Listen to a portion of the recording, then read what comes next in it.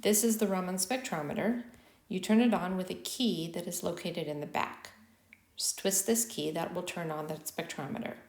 You'll know the spectrometer is on because there is a green light that will be lit in the front of the instrument. The sample compartment is in the front and it's covered by a black lid. You'll remove that black lid. Currently in the sample compartment we have a reference sample that is an adapter that has a mirror on the bottom. When you're taking a sample in the sample compartment, you want this knob to have the arrow pointing forward because that indicates that the beam will be directed through the sample compartment to excite your sample.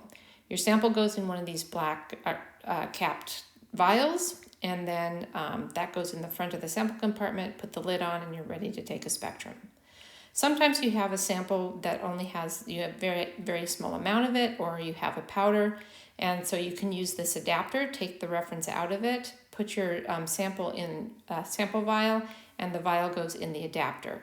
The mirror directs the light beam up through the bottom of the sample vial, and then you can take a spectrum of a very small amount of liquid if you don't have enough to fill the vial so that the laser beam goes through the liquid.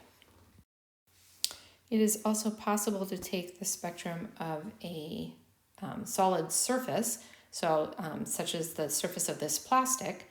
You're just going to put it underneath the spectrometer and then make sure that the knob has the arrow pointing down so that the beam is deflected down onto the surface of your solid. And this is a way that you can take spectrum of surfaces. Let's take a look now at the software that's used to take your spectrum. It's called Peak and it's on the desktop here. Double click that, it will open up the software. The software looks like this. The first thing you need to do is to click on the device in the menu and connect the spectrometer to the computer. There's only one instrument connected to this computer, so just hit select and that will connect the instrument to the computer. The first thing we're going to do is to focus the laser beam. So we're going to uncheck keep spectrum because we don't want to keep all of these spectra, and check continuous so that we get continuous updates. Reduce the integration time so that we don't have to wait a long time between updates, and then make sure it's baselined.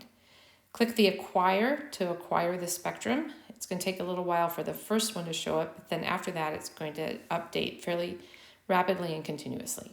We're going to look at this maximum signal and we're going to try to maximize that signal. When it's maximized, we know that we've focused the laser beam in the sample.